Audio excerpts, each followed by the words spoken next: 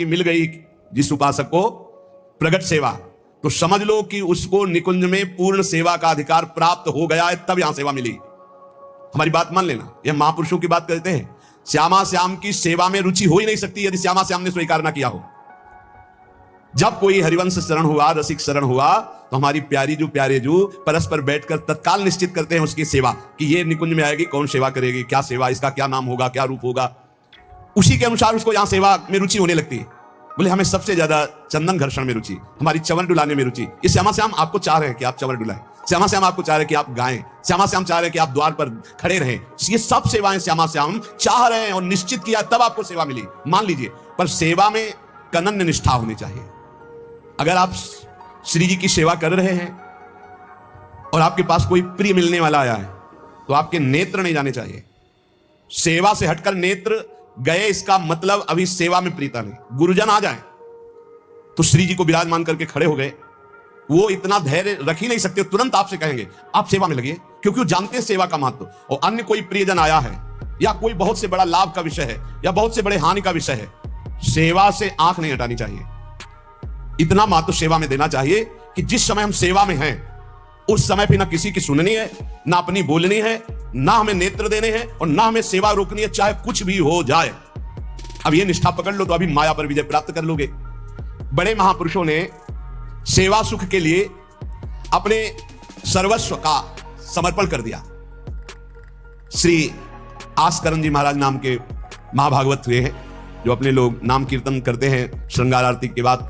हाँ, आस्करण मधुकर जयमल नर हरिदास जन दासा, ऐसा आता है। तो आस्करण जी के इष्ट श्री राधा मोहन जो थे, इन्होंने विचार किया कि राजकाज में हर क्षण कोई न कोई जब सेवा में बैठते तो राजा, तो आप ये सलाह ये सब बंद कर देना चाहिए। जिस समय हम श्री जी की सेवा में है उस समय अन्य कोई वार्ता नहीं, अन्य कोई नहीं, बस उन्हीं के रूप गुण का चर्चा करते हुए। अगर हम सेवा में हैं तो उनका चर्चा का तात्पर्य है पद गुनगुनाते, जिस समय की जो हम सेवा कर रहे हैं उस समय के पद गुनगुनाते हुए या उनकी रूप माधुरी में चित्त लगाए हुए सेवा में। इससे बड़ी कोई बात नहीं। यदि सेवा मिल गई श्री जी की तो आप ये समझ लीजिए कि आप श्री जी के पास जाने का पास मिल गया आपको।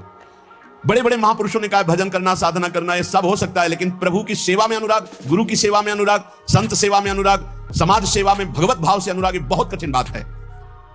ऊर्ध्वबाहु विरोमेश न कश्चित शृणोति में धर्मादर्थश्च कामश्च किम धर्मम न सेव्यते।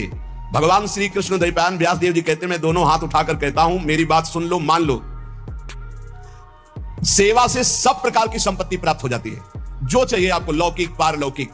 हाथ उठा के कहता हूं, मेरी बात मान लो। भगवान व्यास देव जी कहते हैं जो सेवा धर्म है, भगवत सेवा, समाज सेवा, भगवत भाव से की हुई सेवा शब्द निष्काम होता है, जहां कोई कामना नहीं की जाती और प्रीत्यर्थ जिसकी सेवा करें उसको सुख पहुंचाने का भाव, तभी सेवा शब्द सार्थक होता है। कोई भी ऐसी कामना नहीं जो सेवा से पूर्ण ना हो जाए।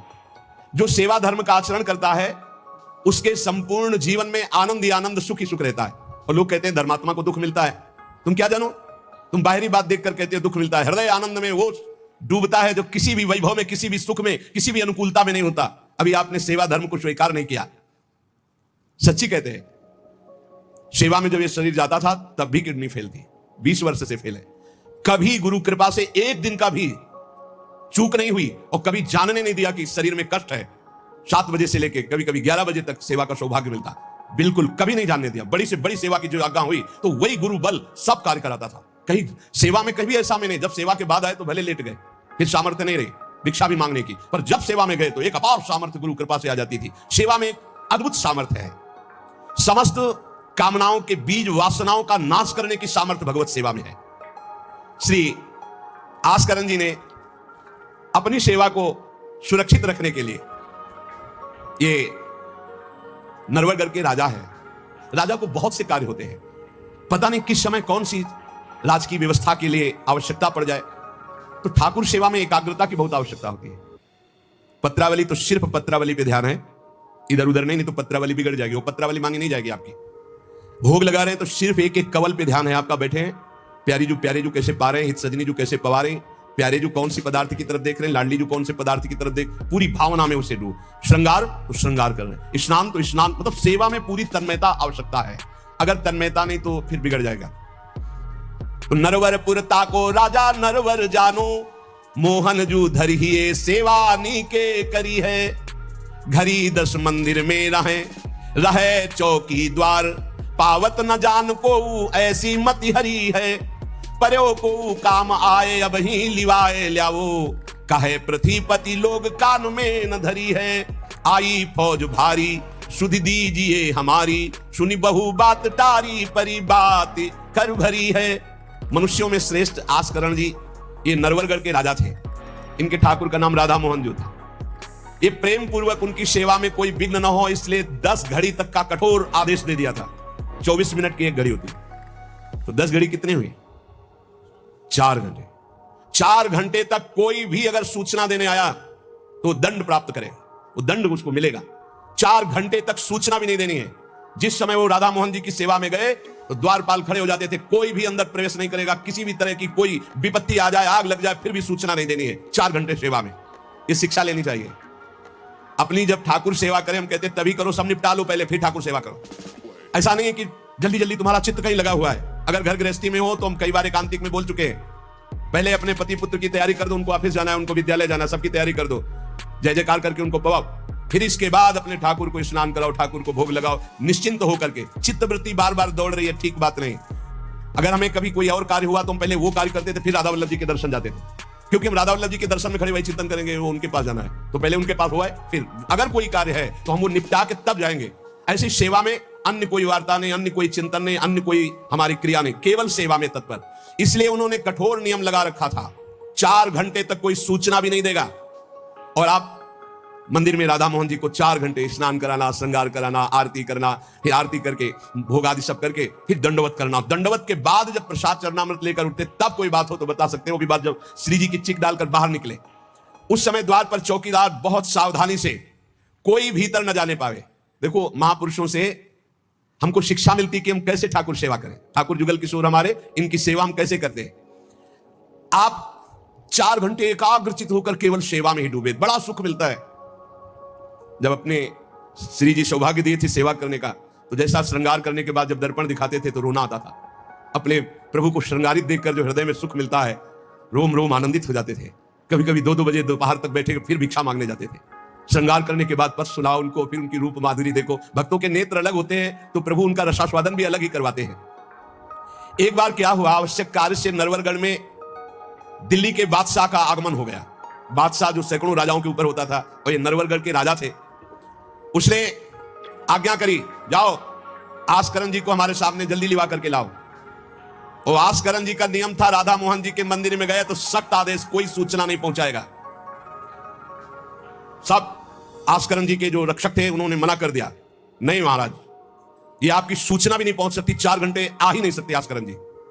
उसको बहुत क्रोध आया, बादशाह हो मैं आदेश कर रहा हूं, एक छोटे राजा के आज्ञा का उल्लंघन, इससे बड़ा क्रोध हुआ और उसने बड़ी सेना बुलवा ली और सेनापति को आदेश किया कि जाओ बोल दो, नगर का नाश करवाना चाहते हो या हमारी आज्ञा का पालन करना चाहते हो। तुरंत आस्करण को भेजो, अन्यथा पूरी सेना बलात् नगर को नष्ट कर देगी और जबरदस्ती आस्करण को बंदी बना लिया जाएगा। बादशाह का आदेश, देखो परीक्षा होती। जब यह आदेश हुआ, सेनापति आया, निज दूतों से जो अंगरक्षक द्वारपाल उनसे कहा, सबने कोई उत्तर नहीं दिया। 4 घंटे तक हम अपने राजा को सूचना भी नहीं दे सकते, जो तुम्हें करना हो करो। यह बड़ी बात है।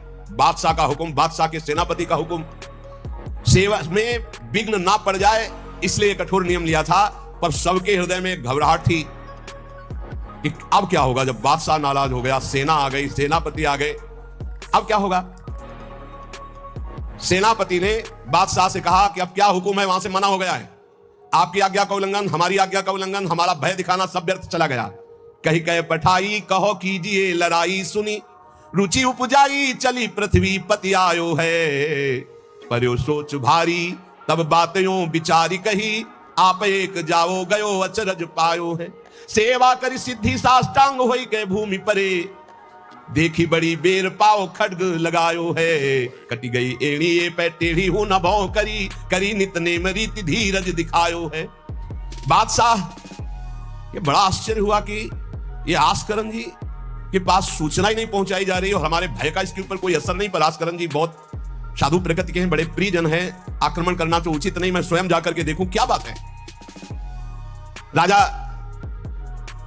थोड़ा भाव से युक्त हुआ, नहीं तो रजोगुण में फिर ऐसा भाव कहां होता है। पर आस्करण जी की भक्ति का प्रभाव कि उसके ये देखो चल के आखिरकार है क्या। बादशाह स्वयं आया, राजकर्मचारी अब विचार में पड़ गए कि बादशाह को कैसे रोका जा सकता है। साहब जितने उनके अंगरक्षक सबको रोक दिया। ये बड़ी बात है, यह है भगवान की आराधना का बल। नहीं, बादशाह को कौन रोक सकता है? छोटे राजा है, उनके सैनिकों ने, द्वारपालों ने रोक दिया और बादशाह से कहा राज आज्ञा का उल्लंघन हम नहीं कर सकते, नाम सूचना दे सकते हैं और ना किसी और को अंदर जाने दे सकते हैं, किसी और को अंदर नहीं जाने दे, तो हम जा सकते हैं?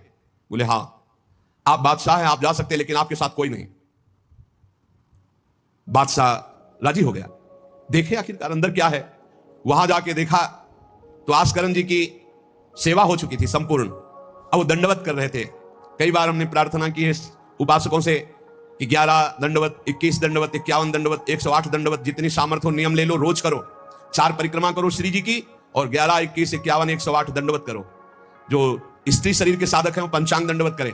पंचांग किया, खड़े हो गए, हाथ जोड़ा, मंत्र जपा, फिर पंचांग किया, फिर खड़े हो गए। ऐसे ही जो पुरुष शरीर साधक है वो साष्टांग करें। साष्टांग किया, मंत्र जपते हुए फिर खड़े हो गए, हाथ जोड़ा, फिर मंत्र जप कर प्रणाम किया, फिर साष्टांग, फिर ऐसे। हमें लगता है होती होगी दंडवत, करते होंगे, क्योंकि ये नियम तो बहुत पहले से दिया और ये करना ही चाहिए।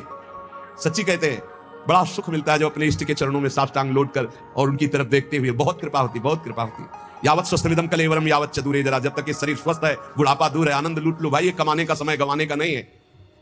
आस्करण जी अपने ठाकुर की संपूर्ण सेवा करके दंडवत अपनी पूरी कर रहे थे। अब जैसे 108 दंडवत तो समय लगेगा।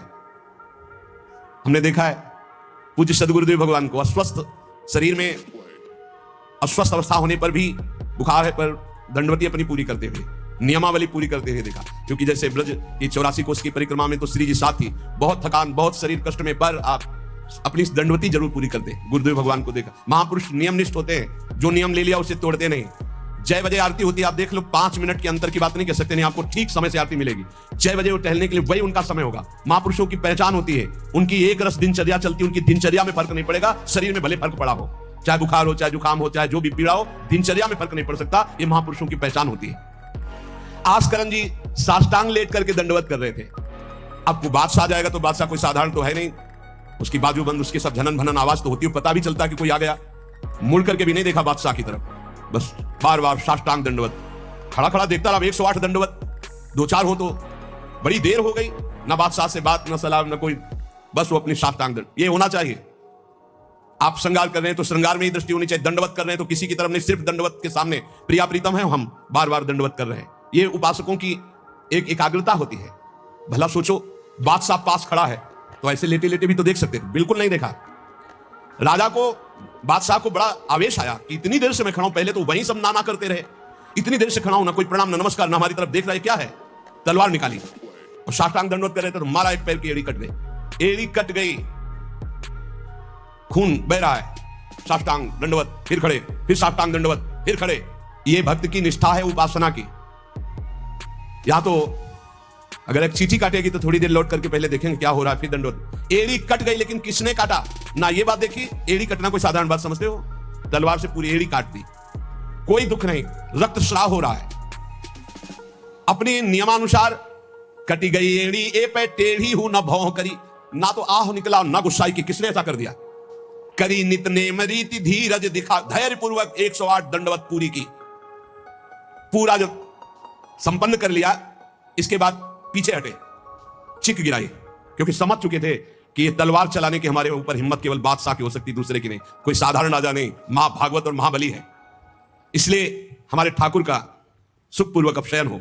चिक डाली, उठ चिक डारी तब पाछे सो निहारी, कियो मुजरा बिचारी बादशाह तिरिझे हैं। हित की सच्चाई यह है, नेकु ना कचाई होत, चर्चा चलाई भाव सुनी सुनी भीजे हैं। बीते दिन को नृप भक्त सो समायो, पृथ्वीपति दुख पायो, सुनी भोग हरि चीजे हैं। करे विप्र सेवा तिने गांव लिख न्यारे दिए, वाके प्राण प्यारे लाड़ करो कहीं धीजे हैं। आस्करण जी ने जब चिक डालकर पीछे मुड़कर देखा तो बादशाह तो शिष्टाचार के अनुसार जोहार किया। राजा की भगवत सेवा, नियम निष्ठा, ये देखकर बादशाह बहुत प्रसन्न हुआ और कहा, मैंने आज देखा ईश्वर के प्रेम की सच्चाई को। तुम्हारे में थोड़ा भी बनावटीपना नहीं, थोड़ी भी शिथिलता नहीं। तुम अपनी निष्ठा के धैर्यवान वीर हो।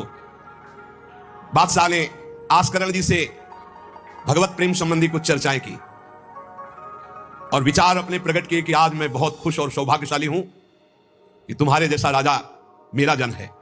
बड़ा हृदय रस में डूब गया बादशाह का। यह है देखो सच्चाई भक्ति की। नहीं बादशाह के हुक्म को टाल देना, सेनापति की आज्ञा का उल्लंघन कर देना, बादशाह आया है साष्टांग दंडवत, कोई उसका आदर ना करना, ये सब भारी अपराधों में आता है।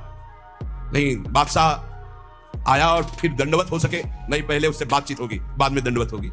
नहीं अपनी निष्ठा के आगे नहीं, एड़ी काट दी गई फिर भी नहीं रुके। अब आस्करण जी सदैव अपनी भगवत निष्ठा भगवत सेवा में मगन रहते। राजा बहुत प्रसन्न होकर के कहा कि जिस कार्य के लिए हम आए थे अब उस कार्य की जरूरत नहीं है, और अपनी जेब से अपनी रुमाल निकालकर अपने हाथों से उनके चरणों की एड़ी में बांधा और कहा तुरंत चलिए राजवैद्य के द्वारा से, और आज से हमारी तरफ से आपके ठाकुर की सेवा सुख संविधान चलेंगे। हम विशेष प्रकार की आपकी ठाकुर सेवा में सहयोग करें। आस्करण जी ने कहा भगवत कृपा है, सब भगवत कृपा है, सेवा यथार्थ रूप से चल रही है। नियम की सच्चाई और हृदय में कोई छल कपट नहीं, रोष नहीं, ये भगवान के भक्त में विशेष लक्षण होते हैं। भगवान के भक्त में छल कपट नहीं और अपराध करने वाले पर भी रोष नहीं। उमा संत कई यही बड़ाई, मंद करत जो करे भलाई। अगर सच्ची आराधना सच्चा प्रेम तो सबको बदलना पड़ेगा। बादशाह का भाव बदल गया, जो आवेश में था क्रोध में था। सच्चाई से अगर थोड़ी भी ठाकुर सेवा की जाए तो माया पर विजय प्राप्त की जा सकती है। साधो भाई भजन किया सोई जीता, जो सच्चाई से भजन किया, सच्चाई से सेवा की, वही इस माया पर विजय प्राप्त किया। एक बार राजा आस्करण जी के शरीर में बहुत जोर का बुखार आ गया। ऐसा बुखार कि न उठने की हिम्मत न शरीर की शुद्धि, और नियम की निष्ठा थी ही। अब भारी कष्ट, एक तो शरीर उठने लायक नहीं, भारी बुखार, और दूसरा सेवा। अब वो इस बात के चिंतित थे कि सेवा कैसे होगी। तो ठाकुर जी ने स्वप्न में अपने किसी निजजन पंडा से कहा इनको किसी औषधि की जरूरत नहीं, मेरा चरणामृत पिला दो, स्वस्थ हो जाएंगे, सेवा में आ जाएंगे। वो गए और उनका ठाकुर जी ने स्वप्न में आकर के कहा है कि आप ठाकुर जी का चरणामृत पी लीजिए, आप स्वस्थ हो जाएंगे। वैसे तो चरणामृत रोज ही लेते थे, सेवा में जाने के पहले ठाकुर जी का चरणामृत जो पूर्व का था पिया, तत्काल सब खत्म हो सेवा में। बहुत बड़ी सामर्थ्य है निष्ठा में, बहुत बड़ी सामर्थ्य है ठाकुर जी के चरणामृत में। विश्वास करो, जो रोज चरणामृत पीता है अकाल मृत्यु नहीं हो सकती। अकाल मृत्यु हरणम सर्वव्याधि विनाशनम, कोई भी रोग परास्त नहीं कर सकता। आप रोज चरणामृत पिए। अरे भाई आप अगर राधा नाम विराजमान किए स्नान कराते तो रोज श्री लाडली लाल का चरणामृत है। रामे लाडली जो धामे लाल जो विराजमान है, प्रिया प्रीतम राधा नाम में विराजमान है। आप अगर सेवा नहीं विराजमान किए हुए हो तो विराजमान कर लो, जीवन काहे व्यर्थ करोगे। लेकिन जब तक सेवा ना विराजमान करो तो चले जाओ बिहारी जो राधा वल्लभ जो राधा रमन जो राधा, तो कहीं भी मांगो चरणामृत मिल जाएगा। और रोज उसी में जल मिला करके रोज एक ढक्कन रोज चरणामृत। अकाल मृत्यु हरणम सर्वव्याधि विनाशनम श्री कृष्ण पादोदकम पीत्वा पुनर्जन्म न विद्यते। जो रोज चरणामृत पीता है उसका पुनर्जन्म नहीं होगा। बड़ा से बड़ा रोग आएगा लेकिन उसको पीड़ा नहीं पहुंचा पाएगा, अकाल मृत्यु नहीं होगी। तो स्वप्न में ठाकुर जी ने कहा चरणामृत दे दो, सब सामर्थ्य आ जाएगी। एक बार राजा ने द्वेषवश सेना लेकर, किसी दूसरे राजा ने आपके ऊपर चढ़ाई कर दी, तो आपने व्यर्थ की खून खराबी ना हो ललकार सुनकर भी आप सेना से संग्राम भूमि में ये विचार किया कि युद्ध करने से बहुत लोगों का नाश होता है। इसलिए अपने सब महारथियों को बुलाया और कहा नाम कीर्तन करो। जहां युद्ध के लिए ललकार हो रही वहां नाम कीर्तन शुरू कर दिया। नाम कीर्तन इतनी जोर का कि आनंद में सब झूम रहे, और उधर एक बादल की ऐसी टुकड़ी आई कि इतने ओले बरसे कि जो विपक्षी सेना थी, मैं राजा और विपक्षी सेना सब भाग गए और ये अपनी तरफ कीर्तन ही करते रहे, लड़ना ही नहीं पड़ा। भाव ये है कि जो भगवान में चित्त जोड़ता है, भगवान नाम कीर्तन करता है, भगवत सेवा परायण रहता है, सारे विघ्नों का निवारण स्वयं भगवान करते हैं। एक बड़ा सुंदर प्रसंग श्री जयमल जी का आता है। जयमल जी भी नियमनिष्ठ महापुरुष, ये भगवान श्री श्यामा श्याम के अनन्य उपासक थे। हरिवंश महाप्रभु के निज जनों में इनका भी नाम आता है, जयमल जी का। इनके हृदय में जैसे आस्करण जी की निष्ठा थी उस वैसी निष्ठा थी सेवा की। इन्होंने भी 10 घड़ी तक किसी भी तरह की कोई सूचना, किसी भी तरह का कोई कार्य हमसे नहीं बताया जाएगा। और इन्होंने तो स्पष्ट आदेश कर दिया। वहां तो आदेश था केवल आस्करण जी का, यहां आदेश था जो बताने आएगा उसकी गर्दन उतार लेंगे। यहां तो और कठोर था। जयमल सिंह जी, वैसे इनका पहले निवास मेड़ते में था, और ये बड़े अनुरागी प्रिया प्रीतम के, इनको प्रिया प्रीतम की सेवा में थोड़ा भी विघ्न बर्दाश्त नहीं था। ये नियम निष्ठा कि मंदिर में कोई भी जब सेवा में जयमल जी हो आ नहीं सकता, आ गया तो उसकी गर्दन बचेगी नहीं। एक कठोर नियम लगा दिया था निर्विघ्न सेवा के लिए। सेवा में बहुत बल है प्यारे, सेवा में बहुत बल है। आप सेवा को जरूर घर में विराजमान करो प्रिया प्रीतम की ठाकुर जी। लेकिन ये आजकल जैसा बनावटीपन किया जाता है, ऐसा मत करो भाई। हर काम वीडियो के लिए नहीं है। छोटी छोटी बातें आप अपने ठाकुर जी का भोग, ठाकुर जी का स्नान, ये वीडियो के लिए है, ये पैसे के लिए है। अरे कुछ तो ठाकुर जी के लिए और अपने बीच में एकांत रखो। चलो गान बजान है, ठाकुर जी की ऐसी बातें हैं जो आनंद ले, सब वो बात तो ठीक है, लेकिन आप स्नान करा रहे हो, आप ठाकुर जी को भोग लगा रहे हो, आप ठाकुर जी की ये बातें तो गुप्त रखो। ये अपने और ठाकुर के प्यार के विषय की बातें तो गुप्त रखो। ये सब वीडियो के लिए नहीं होता है। कुछ मंगल जगत का हो सके, कैसे ऐसे हम सेवा करते हैं, वो बातें तो ठीक है, लेकिन आप लोग अपने घरों में जो ठाकुर विराजमान के सब बातें वीडियो में मत। अब आजकल हर उद्देश्य वीडियो का होता जा रहा है। छुपाने की तो बातें कुछ नहीं हो रही, हर बात छपाने की हो रही। सत्संग है, एकांतिक है, कुछ कीर्तन है, कुछ भजन की बातें हैं, वो तो चलो लोक मंगल के लिए, लेकिन अपने ठाकुर की जो विशिष्ट एकांतिक सेवाएं हैं वो बातें गुप्त रखनी चाहिए। ऐसा नहीं कि जो पर्दा करके अपने ठाकुर जी का स्नान कर रहे हैं, पतला, आप श्रृंगार करके आ गए, आप दर्शन करो, आरती करो, सब कोई जैसे राधा वल्लभ जी की देखो आरती के दर्शन होते हैं, लेकिन आप दर्शन नहीं कर सकते कैसे स्नान कराया जाता है। आप अंदर दर्शन नहीं कर सकते कैसे भोग लगाया जाता है। कभी कभी जैसे 56 भोग किसी भारी उत्सव में, तो ये कुछ घंटे के लिए दर्शन, वो बात अलग है। तो अपने ठाकुर घर में जो विराजमान है, बिल्कुल जो निकुंज के ठाकुर वही है। अपनी भाव निष्ठा रखो।